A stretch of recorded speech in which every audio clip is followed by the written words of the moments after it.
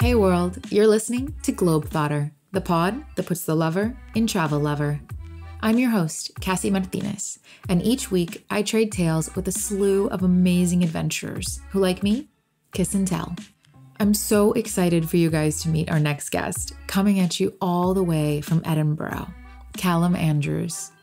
Both raunchy and hilarious, Callum is that one-of-a-kind bright light of a person that you immediately become besties with after realizing you're bunkmates at the hostel. A content creator who both lives and works at a party hostel in Scotland, Callum first came across my radar via Instagram when he hosted an IG takeover on Famous Hostel's Instagram. Flown out on the company dime, Famous Hostels gave Callum the keys to their Instagram to share what it's really like to stay in a party hostel. And boy, did he not disappoint. From skinny dipping in Italy to taking shots with cute European bartenders, I knew a Globethotter when I saw one. And I just had to have him on the pod. So, naturally, I slid into his DMs and the rest is history. Without further ado, enjoy Callum and I's particularly cheeky conversation on everything from the cheapest flights to unexpectedly catching feelings. And stay tuned for a juicy voicemail fresh off the Globethotter hotline straight after our chat. See you on the other side.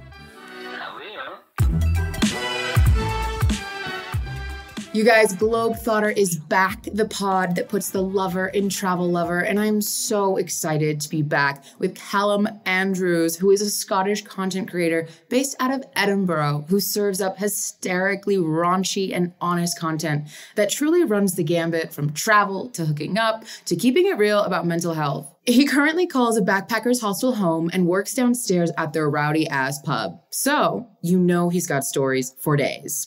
So, how about we get into it, huh? Let's do this. Where are you from, Callum? I am from Edinburgh, a small, very small city in the UK in Scotland.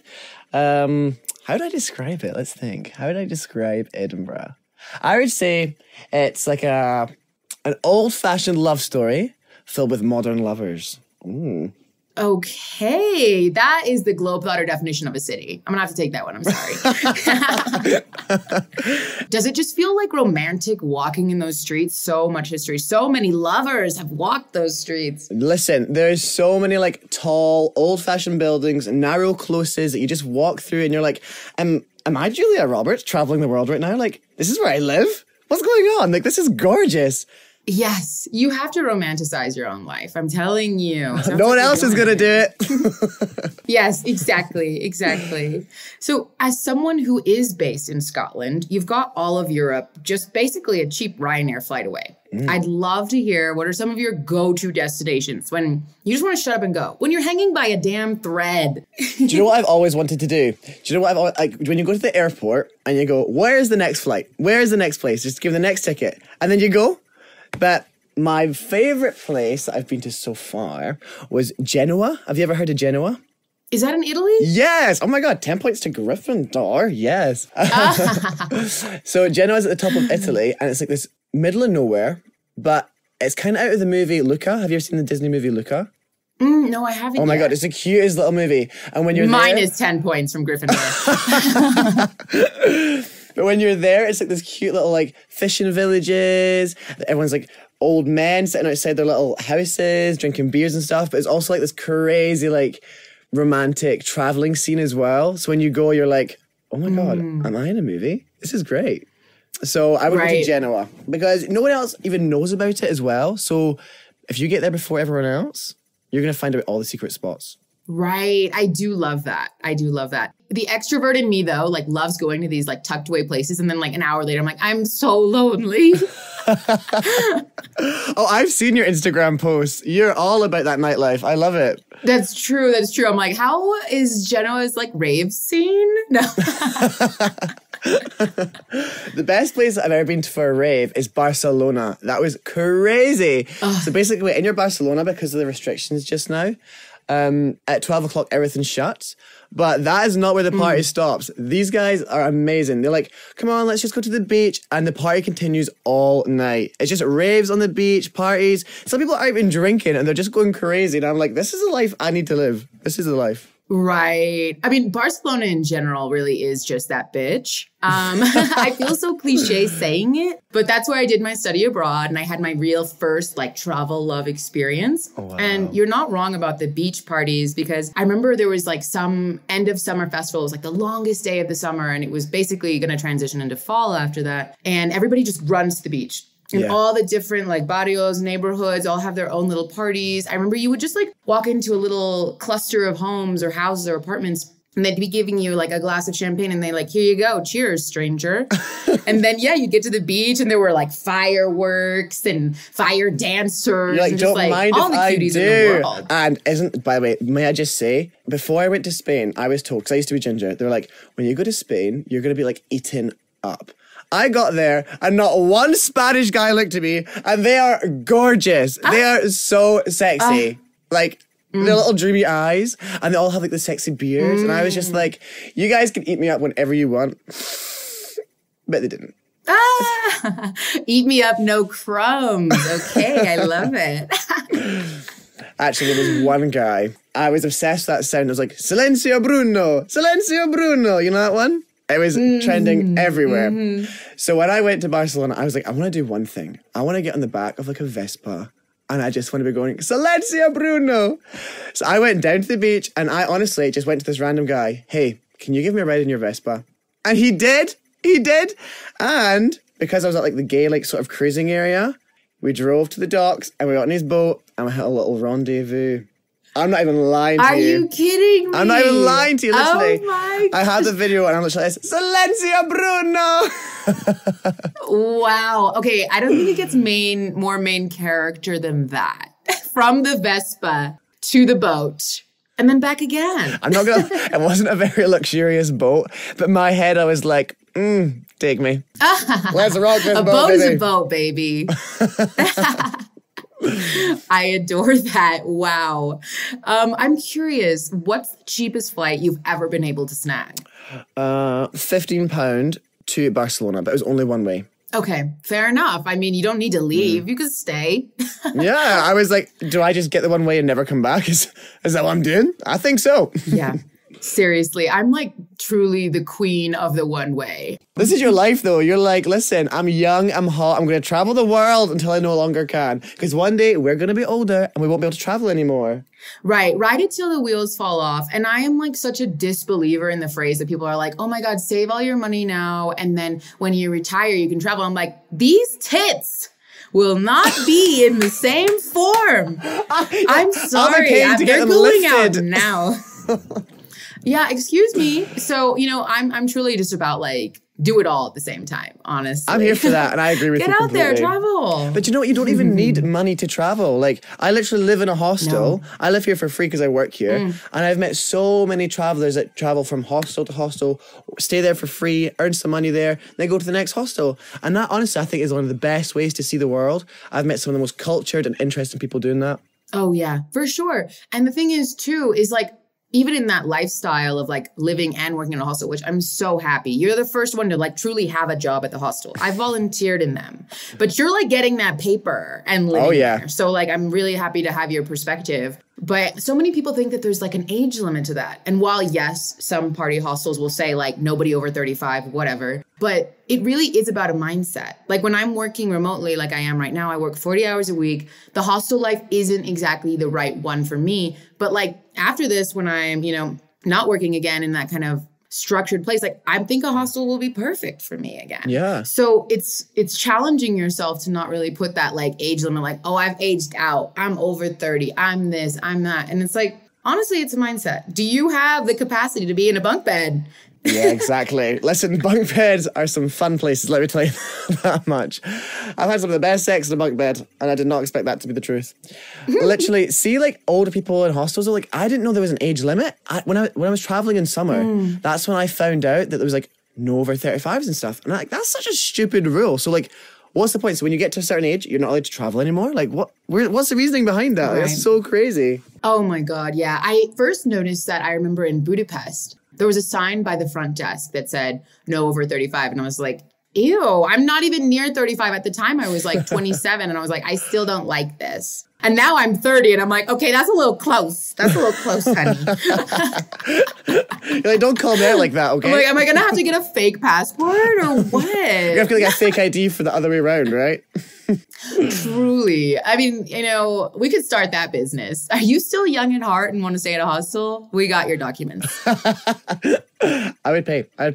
Wait, so where's like your favorite place that you've ever traveled to? Oh my God. Okay. It changes, but I've got to say, at first it was the same as yours. Barcelona was that bitch. And then I kind of transitioned into Portugal, really being the star for me. Well, Lisbon was actually my first ever solo travel city. Fell in love with her and a really cute guy there. And I was like, yeah, this is amazing. And then, exactly, when you fall in love in and with the city is chef's kiss. But I remember I actually went to Lagos, Portugal when I was volunteering at a hostel in Sevilla, Spain. They're super close together, got in a blah car for a weekend that I had off and went to this hostel. And it's a notorious party hostel called the Rising Cock. And I just fell in love. My kind of place. I fell in love with that city. It's like this beautiful little beach town. It's a smaller population and all the hostels are kind of clustered in the old town area. Like I'm talking cobblestone, all the bars kind of next to each other. And like literally, I always kind of laugh, but like when I would walk in the streets, I said hello to like 10 people. All the different people that were working at the bars or the guy I bought my liquor from every day. Oh, yeah. I was like, hey, senor. I said, hey, senor, wrong country. Let me edit that one out. That's kind of like, that's how you want to wake up, right? Saying hi to everyone like, oh my God, I am the main character. Exactly. In all the wrong languages. Like, buongiorno is like, no, it's hola. Hola, girl. Hola. It's like that scene from Beauty and the Beast when she first comes in. She's like, there goes the baker with his tray. And they're like, oh, there's that bitch again with the wrong fucking language. Oh my God, exactly. And like, there goes that bitch that was dancing on that table last night. Like, that's the thing about Lagos. And anyone who's heard this pod has heard me rave about it a million times. It's like, it is a small town, but you get like that party element too. And it's just like crawling with hotties, like absolute hotties at every single corner. I don't think that there's, outside of Australia, as much of a per capita like focus of Australians than in Lagos, Portugal. Like they just all go. I don't understand it, but I love it. I would love to go to Australia for the main reason of the guys. I make myself sound so thirsty, right? But oh my God, that's like surfer's paradise, right? Just to lie on a board, look out at the beach, and they're just there with their 6-packs and 8-packs, and sometimes even their dad bods, and I'm like, heaven. Spirited away. I mean, Australia's the only place where like all of a sudden you're like, I'm into a guy with a mullet. Mullets are so big right now. I made it with a guy who had a mullet 2 days ago in a club, and he was literally like, yeah, like I'm just experimenting and I'm actually going to go see a girl, but thank you for this. And I was like, I was so drunk. I was like, you're welcome, but I can't get past the mullet. I was like, why did I just do that? Oh my gosh. I could see you in a mullet though. I could see that maybe is the next transition. Oh, okay. Should we do it together? Would you do it with me? Oh my God, absolutely not. This is a you journey. But I do love that energy. Like I can just picture us getting assigned bunk beds in the same room and just being like, let's go. Oh. 2 wrongs making a right. 1,000%. 1,000%. What the best holidays is when you've got no plan as well. Do you know when you're traveling? I was thinking about this earlier. So if you go to like a city or like somewhere, you've got this massive itinerary, you get so stressed. It's just like, oh, I need to do everything I need to do in the city, like all the landmarks, all the tourist spots. That's the worst idea. I'm the biggest believer is going to like these locations and just getting lost on purpose, like don't have a plan. Maybe do one thing you want to do and then you feel accomplished, but otherwise go and explore, get lost, Yes. I mean, I honestly go with no plan and I'm just like, what events is the hostel having? Yeah, because hostels do like dance classes and stuff and you're like, I'm about to get my groove on. What kind of activities do you guys have at your hostel? So, because we're Scotland, our main activity would be a pub crawl. Absolutely. Hell yeah. Edinburgh's so small, so you can go from one side of Edinburgh to the other side of Edinburgh literally in a night. And we have all these old-fashioned pubs. So if you want to go like that like romantic movie scene where you're in an old pub, you make it with some Scottish guy with a beard or wearing a kilt or whatever, it's going to happen. Like it almost happens every night, literally. So we go from pub to pub. We love playing pub golf and stuff like that as well. Okay, you have to explain what pub golf is. So I only figured this out recently. So you dress up either as a slutty little gal or like there's guys in chinos or whatever with your little visor hat. And basically you go from one pub to the next. So you need, is it 18 pubs? 18 holes? What? So you go to 18 different pubs. And at each pub you have one drink. And basically just like in a round of golf, you've got to have as least amount of drinks as possible. So you've got to like down your drink in a oneer. And that's like the least points is the winner. Does that make sense? Oh my God. Okay, I just know I would lose. I'm like, I don't necessarily get the logic, but when there's chugging involved, my throat, it just doesn't open up that way. I do not believe you. It just doesn't. No, seriously, you know how they'll always take from the pub crawl and be like, hey, everybody shots. And then everybody cheers and like chugs them. And then everybody looks at me and I've got like a quarter left. And no, I'm like, never. Never. I would never allow it. It's embarrassing. Exactly. And then the pub crawl leader is like, chug. And then I'm like, whoa. And then it like comes back and I'm like, you shouldn't really make me do this. But I will say that throat is my secret weapon, not in the way you think, but because it keeps me out all night. I don't down shots. I kind of sip slow. And so that's why I'm the girl always coming back at like dawn. Really? I'm like, well, I took it slow and steady. I'm such a lightweight. I'm such a cheap date that I'll have 3 drinks and I'm like, let's go. You know, I did not expect that. Please tell for everybody that cannot see you how tall you are. I am 6'1". I'm pretty sure I might be 6'2" actually, but I'm 6'1" last time I measured myself. And Jeez Louise, a tall glass of water. But yes, if you're going to do pub golf, stay away from the wine. That's my only piece of advice. Because you have to finish your glass of wine in one, and that's never good. Oh, no. Mm-hmm. God, no. What is your go-to drink? Oh, my God. What is my go-to drink? It's a skinny bitch. It's a skinny bitch. But basically, for those that are unaware, skinny bitch is essentially vodka with soda. And then I like a little bit of lemon in there. You know? See, I like a lime. I'm a lime gal. Oh, okay. You know, I feel as well as I get older, that's the only drink that I can do consistently because there's not a lot of sugar in it. Like my vodka cran days are fucking over. Yeah, but also got to work on those pH levels, am I right? Exactly. I'm like, do you guys have alkaline water? Can I shot it? No, is that a thing? So, Callum, what was the trip that you first felt you could truly be your full Globethotter self? Be full you, Technicolor out there in the I feel like street? it's the same for everyone, right? It's your first trip away without your parents. Like maybe it's like an after school trip with your friends, like to a party island. I mean, I wasn't a big party animal when I first like graduated high school. So I went to Paris. Me and my friend went to Paris. Here we go. And we were like, let's just go explore the city. Let's be those bougie bitches that we're trying to be. And I actually lost my virginity there. Oop. Oop. Love it. Pop that little cherry in Paris. The little croissant. Oh my God. I wish it was romantic as it sounds. I didn't want to be the guy that lost his virginity in a house party because I was the only gay in the village right back home. So that wasn't going to happen. So I had to move to bloody Paris or go to Paris to lose my virginity. And basically he was like a volunteer at Disney World, Disneyland Paris. Oh my God, this is the worst thing ever. When we went back to his, Mickey Mouse was staring at me while I was losing my V card. Stop it. No, it gets I'm sure worse. he loved that. It gets that. worse. He was obsessed with the fact that I was Scottish and I wasn't French. And he was like, do you know any French words? Can you speak French? And I was like, Stop it. No, I failed French. Like I was feeling like, yeah. You know? I was like, un stylo, un fromage. Stop. Stop. Like, yeah. So I wish my romantic love story of losing my virginity was romantic, but it was kind of a bit of a horror story, I'm not going to lie. Whose isn't, to be honest? If you have a good losing your virginity story, like, where's the character building? You didn't do it right. Come on.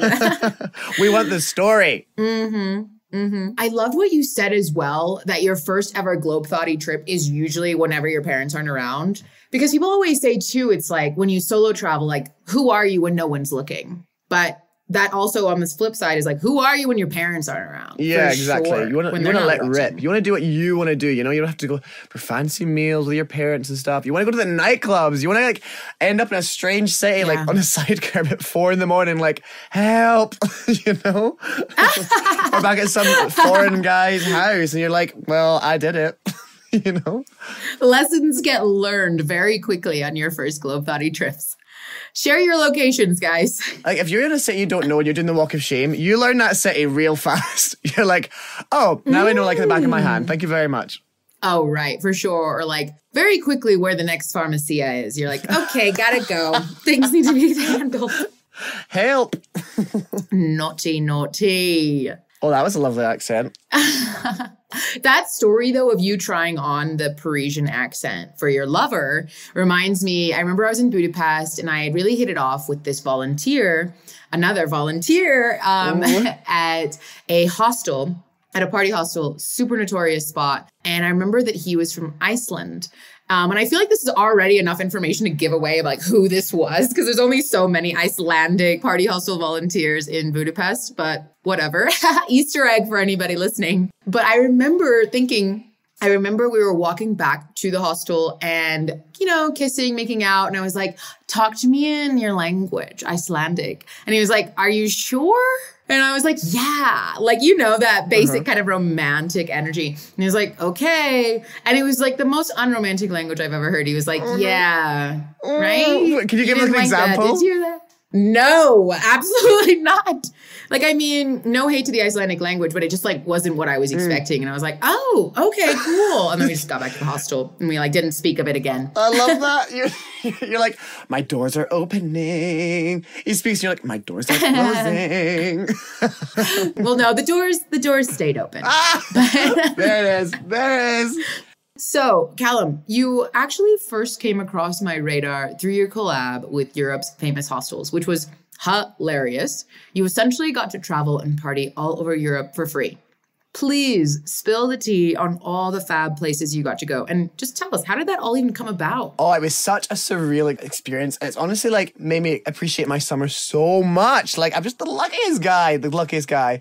So basically, I work for St. Christopher's Inn, the hostel, which are partnered with Belushi's and a company called Europe's Famous Hostels. And within the company, they like to make sure that the workers get to experience the other hostels and they get to travel because that's what we love, right? So they offered me this experience with an amazing film editor called Camille. And she was making a series called Hostels versus Hotels. And it was comparing the difference between like fancy hotels, which I'm not allowed to name, Hilton, and hostels.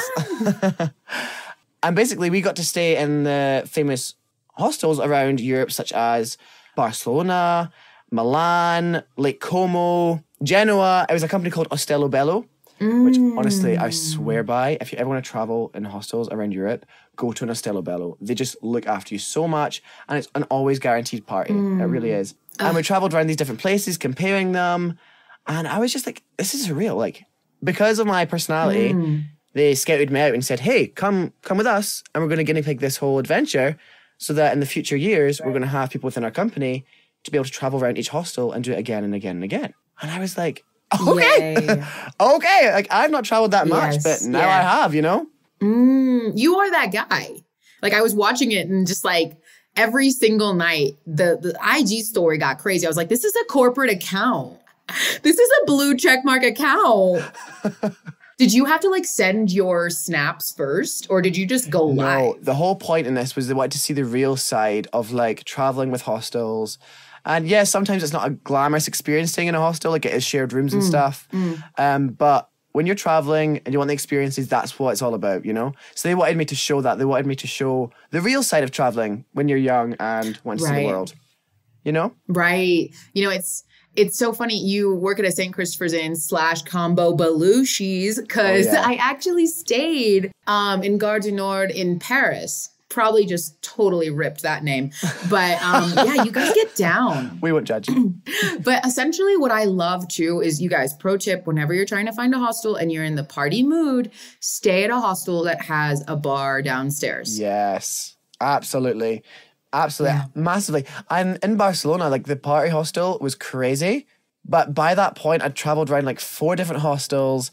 And I was like, I kind of just want a quiet night. Like, you know, sometimes like party hostels are great. But also like there's other hostels out there that if you're not quite in the mood for partying all the time, then they're always going to be a party. but it's not like always in your face, you know? My God. Yeah. Second pro tip. You can always just book at a quieter hostel and go to the pub. Exactly. Like Belushi's in Paris was open to the public. You could just go. Yeah, that's the whole point. It is a total party pub. It's always attached to the hostel, but like our one's separate, so that you can have like your chill nights and you can also have the party nights as well, like with live music and stuff. Okay. You know, actually 2 nights ago, I'm staying here in Mexico City right now. And 2 nights ago, I took myself to a hostel. I challenged myself because I was like, girl, this Airbnb is getting boring. And like, I remember I literally challenged myself. Like, I was like, let me put on this makeup. Let me look cute. I'm going to take myself to this rooftop bar in Mexico City, Casa Pepe, which shout out. It's one of the best rooftop bars. It's not like, oh my God, the drinks are off the hook or anything like that. But the ambiance is where it's at. Like, truly, you go up there and you just hear like this smorgasbord of accents and people from all over the world. And everyone's always down. I went with my friend Misako and she walked me in, basically. She was kind of like my babysitter for the night. And she had offered to come with me, but I was like, Misako, if you don't come, I'm going to go anyway. But she was down. And so she spent the first 2 hours with me and then she wanted to have a chill one. It was a Thursday. We both had work the next day. And I was like, Misako, I'm going to stay with these 2 Danish guys. Bye. You're like, my night's made. Honestly, like another good thing about the hostel too is like, you can go with absolutely no plans, introduce yourself to a little group sitting around, and then eventually people do want to go out somewhere. When you travel with friends, it hits differently, but by yourself, oh my God, like it sounds so cliche, but you find yourself, especially after a breakup as well. It's the biggest breakup cure I could ever recommend is traveling, because you meet amazing people, you experience different lives, and you forget that your whole life's not just in this little bubble. So when you travel by yourself, you are forced to meet new people, right? Yeah, 100%. You're preaching to the choir, man. Even if you're an introvert as well, like, because I'm also an introvert at times, and like you have to force yourself to go to these like parties, like you're saying, like you do have to put your makeup on and show up by yourself and stuff, but it's always worth it. Exactly. That was the exact feeling. Like in the Uber ride there, I was like, I'm kind of getting tired. Well, who doesn't in a 20-minute car ride, right? And I was like, well, what can I expect tonight? And I was like, Cass, having like literally the internal conversation of like, you don't know what to expect, and that's the best part. Like, that's the best part. So it actually did turn into something really fun. It can go anywhere. The night can go anywhere. But hang on a minute. You can't just say it turned into something really fun and then not give us the details. Okay. So the 2 Danes, actually, that kind of just like went nowhere. They were super fun. They were super cheeky. And I'm really glad that I went up to the bar because, again, this is the tip. Get to the hostel bar, maybe order yourself like a little solo drink. And then when you feel ready, you've done your breathing exercises, walk yourself to the bar and literally just ask, hey, where are you from? Easiest question in the book. Easiest. And everybody has an answer, you know, and just like, again, I always kind of say this, but like you can gauge a lot about somebody's energy and how they even reply to that. Because someone could be like, I'm from Scotland. And then that's it.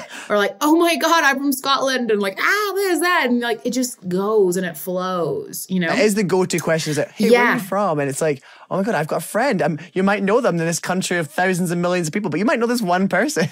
You know? Exactly. It's like, F it, you know? Like, it doesn't have to be like the smartest opener. But that night in particular, just had like a really nice little flirt fest with these 2 Danes that had just come back from Puerto Escondido and were in Mexico City. And then at the end of the night, this one guy who was kind of rallying the troops really to go out came up and was like, hey, we all ordered our Ubers. Do you want to come? We hadn't even spoken to him all night, but he had that really lovely energy of just like, I may not know you yet, but come. And we ended up going to a reggaeton night after that. And the Danes excused themselves. And I was like, I understand you're literally here in Birkenstocks and socks. You need to get out.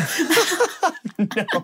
They literally were in their pajamas. Oh, they were God. literally in their pajamas. And I think I had mainly just convinced them to come out. And then at the end, they were like, yeah, we're really tired. Okay, bye. That's quite a good excuse, actually, to have those socks and just be like, you know what? I'm not dressed for it. Oh, sorry. Oh my gosh. But have you, like, do you know when you have like these little rendezvous in different countries and stuff? Do they like try and get back in touch with you? Oh my God, I love staying in touch. Are you kidding? There are those experiences, though, that very much were just in that moment. And sometimes when you get a message back from them, you're like, no.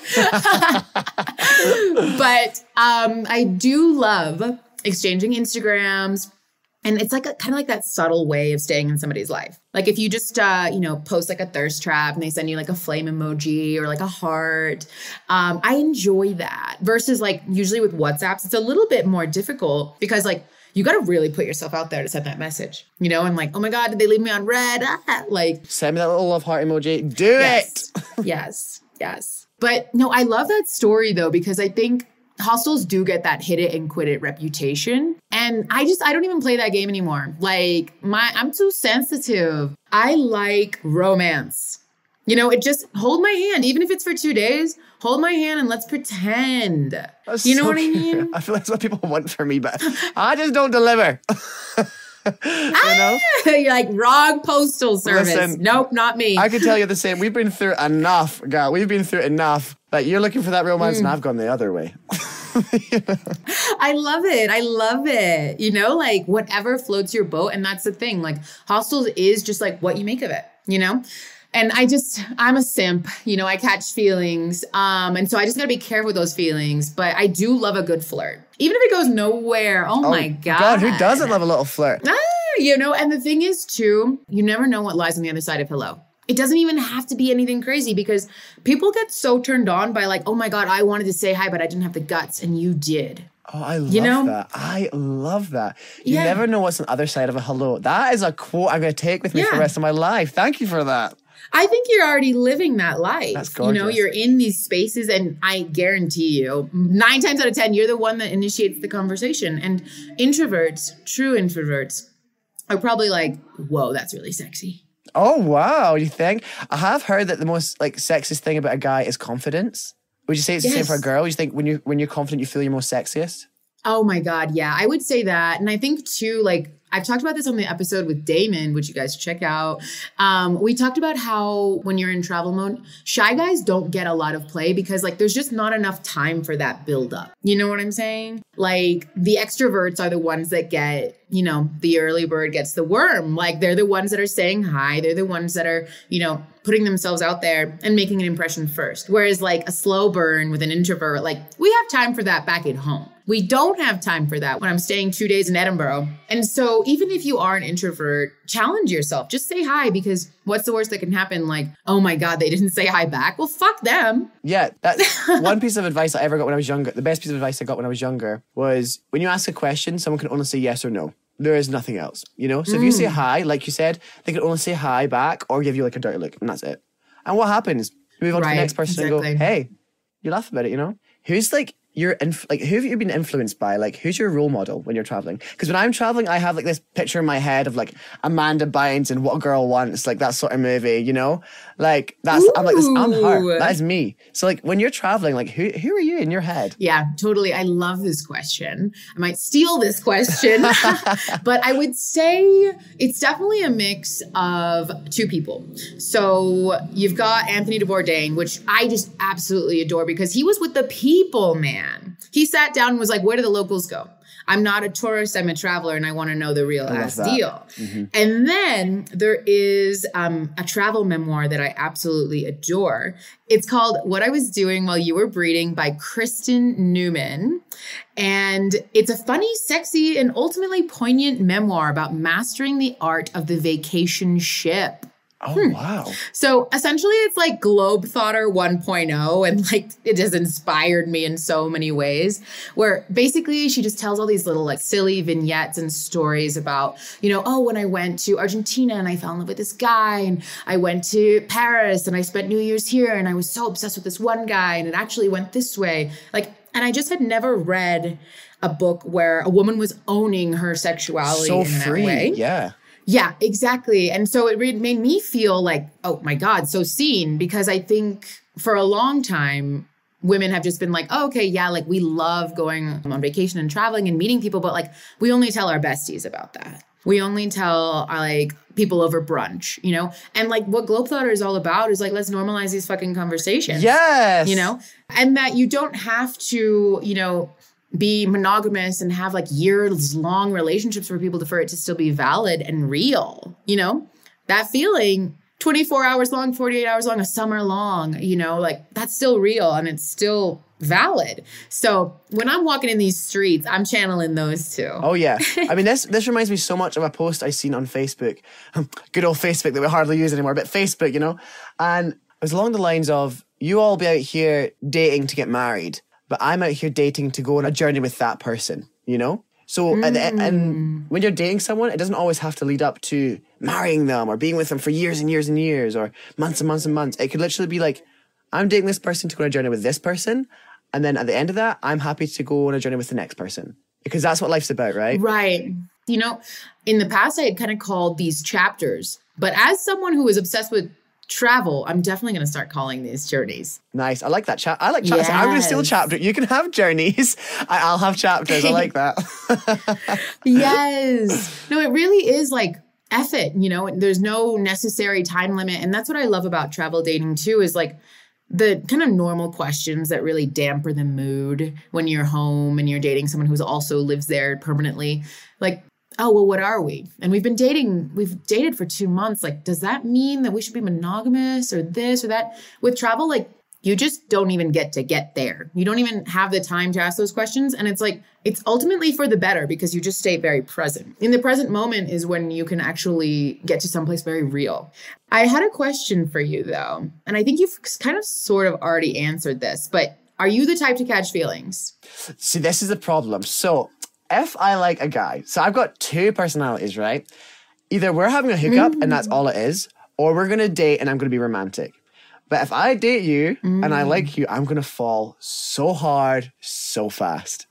Like, but I'll give you everything. Like, I'll take you on the dates. I will be that movie star romantic. But if it's just a hookup, you're not even staying the night.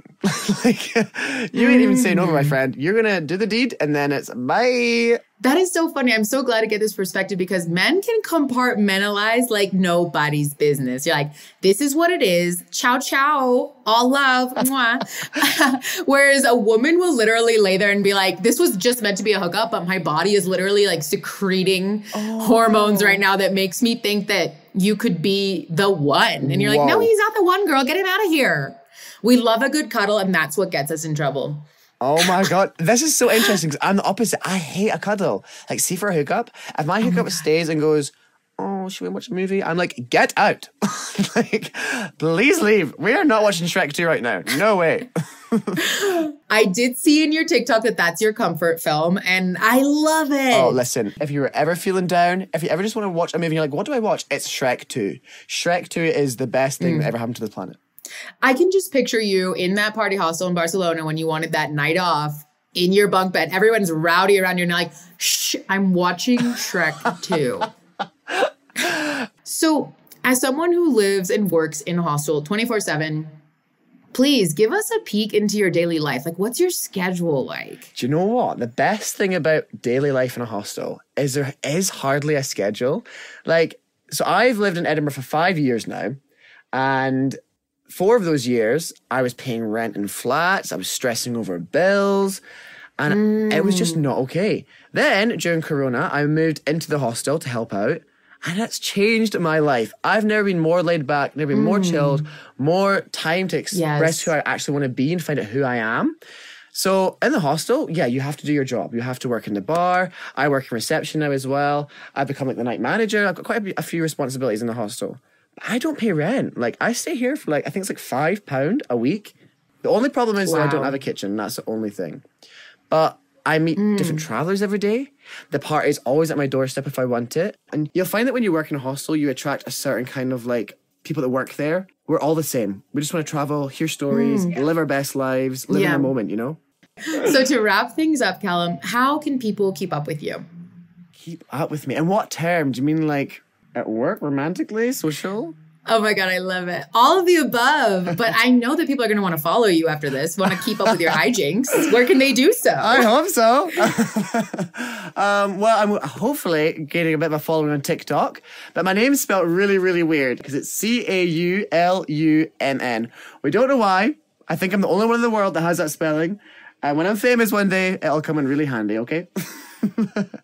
But yeah, I actually want to be an actor. So follow my socials, follow my journeys, because I've got to say, I'm pretty random. But I am going to be doing a lot of recommendations in Edinburgh soon. So if you're looking for like coming to Edinburgh and stuff, and all the videos of going around Europe, I'll be doing loads of videos and doing recommendations on them. And my Twitter is a bit raunchy. No nudes, but very close to it. My favorite thing in the world right now is hearing a Scottish man go, no nudes. No nudes. No needs. Oh my gosh. It's been such a pleasure. Thank you for coming on here with me and being so honest and vulnerable. I love it. We're going to make this thing. This has been the highlight of my month, may I say. This has been so much fun. And I repeat, like, I would love to be in a bunk bed situation with you. Like, just walk in that room and see Callum. I'm like, yeah. Maybe we should make that happen. Maybe we should meet up on travels one day. Maybe we should do it. Oh my God, I'm for it. Maybe you should just come to Edinburgh before you go back. Oh, right. Well, the Globetrotter group trip is going to Portugal this summer. And I mean, Edinburgh, skip throws away, right? Oh my God. Those Ryanair cheap flights, am I right?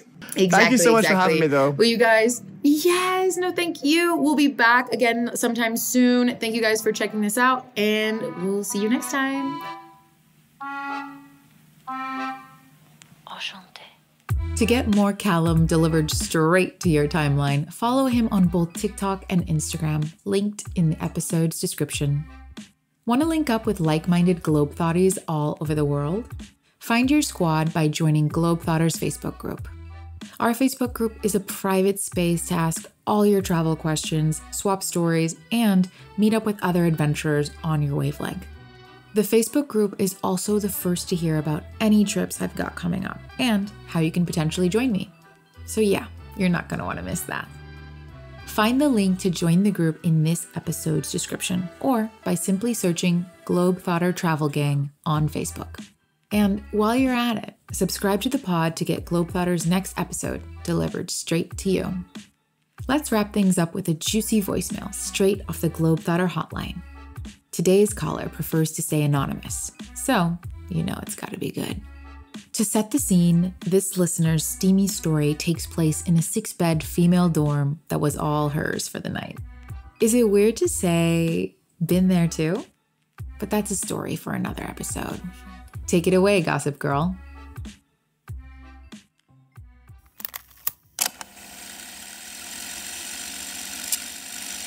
It was a very cold February in Zagreb, Croatia, and I was just finishing up a trip around Eastern Europe because I was living in Germany at the time. This was February 2020, so right before COVID hit in Europe, and I was at the hostel in Zagreb, and it was pretty empty because Venice had already shut down due to COVID, and everyone was kind of fleeing Europe. So I actually had a 6-bed female dorm to myself. And little did I know, the guy who worked at the front desk obviously knew I was alone and made his way into my heart and my bed that night. And it was so funny just being able to hang out with him all night and have him stay over in the female dorm. And yeah, I had my last little travel hookup mid-February 2020, and I've been back home in Canada ever since. Can't wait to get back out there. And I love your podcast, Cassy. Please keep making episodes. Thanks. Inspired to share your own epic travel story on the Globetrotter hotline?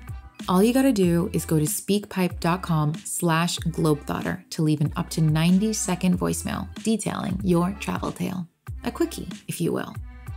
Till next time, I'm Cassy Martinez.